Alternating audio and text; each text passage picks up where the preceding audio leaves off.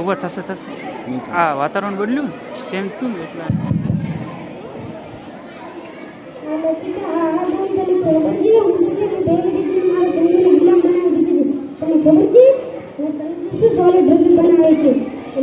ઘરમાં પડેલી પિન પણ નથી ઉપાડતી. તને ખબર છે કે અમુક વાર તો મને ચંદુ પર બહુ દયા આવી જાય છે. ચાલ પછી તારા પછી વાત કરું. ચંદુએ જોવાથી કેટલું કામ કર્યું. બાય ચંદુ. એ ચંદુ ચંદુ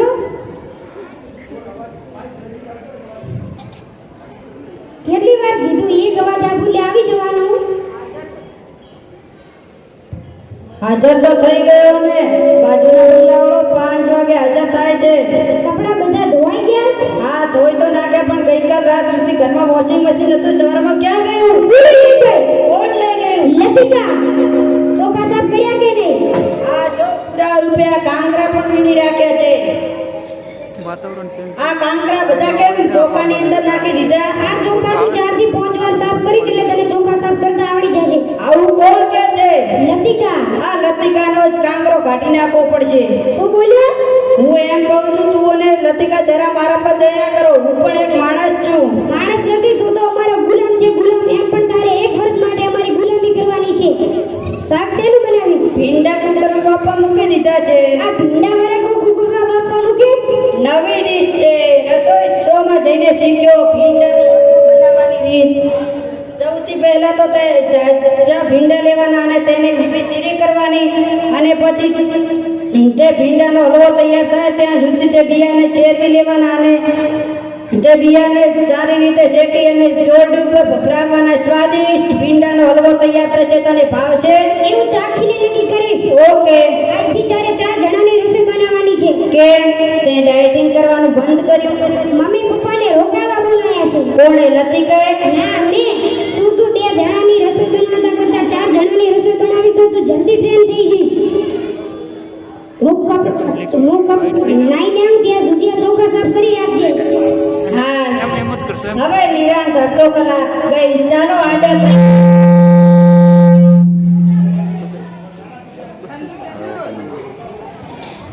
ઓલું વ્હાઈટ થઈ ગયું સાહેબ બોર્ડ ચંદુ તો સાફ સફી. એ ભાઈ અમે છીએ. તો કોને કે તમે છો? હું તો ડરી ગયો હતો. મેદાન સાફ છે? હા મેદાન નાવા ગયું છે. લો તાર રોટલી. હા સારું છે. તમે મોટો આવો છો અને રસોઈ ઘરેથી બનાવીને આપવો છો. બાકી મેઘાને તો એમ જ લાગે છે કે હું જાતે જ રસોઈ બનાવું છું. શાક શાનું બનાવ્યું? ટીંડોળાનું. તારી જાતના ટીંડોળો. મારું ભીંડો કહું છું ને તું ટીંડો લઈ આવ્યો. જો કે વાંધો નહીં આવે. ટીંડો પીંડો ભીંડો ટીંડો સરખે સરખા નામ છે ને મહેનત થઈ જશે. હા તો મહેનત કરી લેવાનું. થાકી ગયો કે મહેનત કરીને બકા. તારા કેસમાં પેલી બંગાળી જેવું થયું. એ પાળી બોલ્યો. હાથના કરે અહીંયા વાગ્યા બાલુ પાસ. એ ભાઈ તું મને સંભળાવ જાનો કરે છે. પાછળ પાર્ટી પડી છે તેમાંથી તું જલ્દીથી કપડાં સુકાવ અને તું જલ્દીથી રસોડામાં મૂકી આવ. જા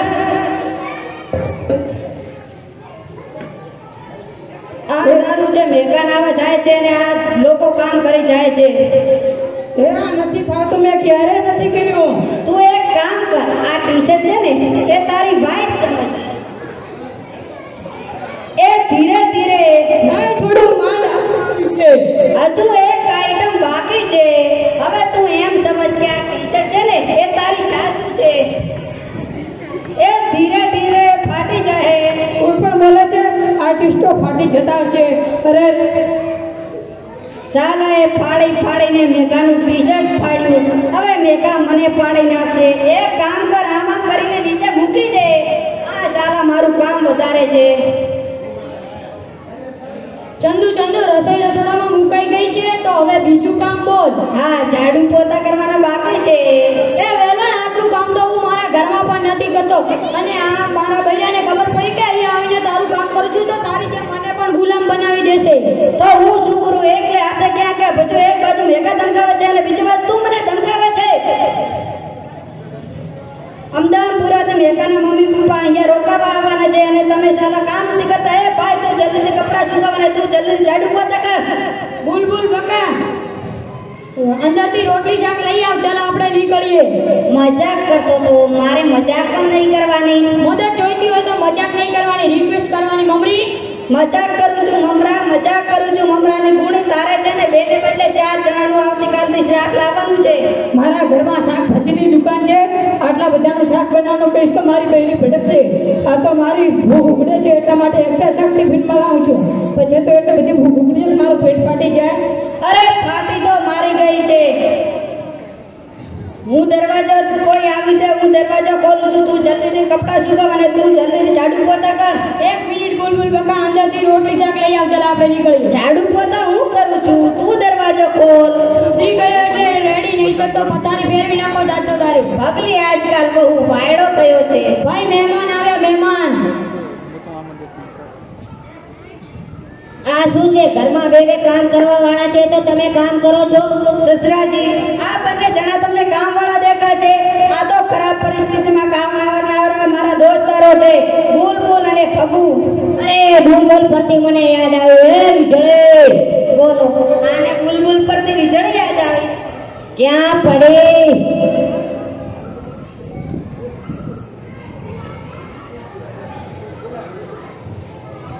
એ વિજળે ક્યાં પડે?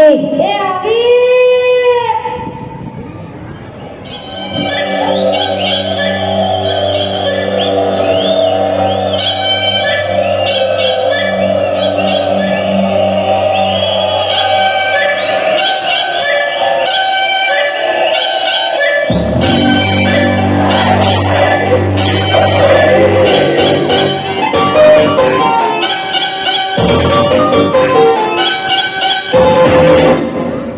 એ વીજળી નથી ને, વીજળો છે.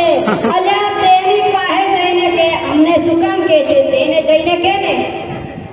ઓ જમાઈ, હું દર વખતે આવું છું ને દર વખતે તમને કહું છું કે તમારા ઘરનો દરવાજો થોડો મોટો બનાવો, કારણ કે હું તેમાં ચાલવા જાઉં છું.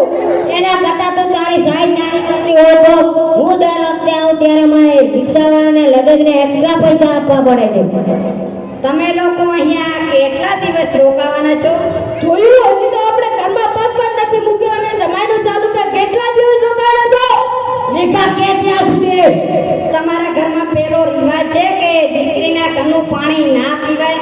આ રિવાજ તો છે ને, એટલે તો અમે અમારા ઘરથી પાણીનો કુંડો સાથે લઈને આવ્યા છીએ. ખાઈશું હોય રહીશું હોય, પણ પાણી તો અમારા જ ઘરનું પીશું.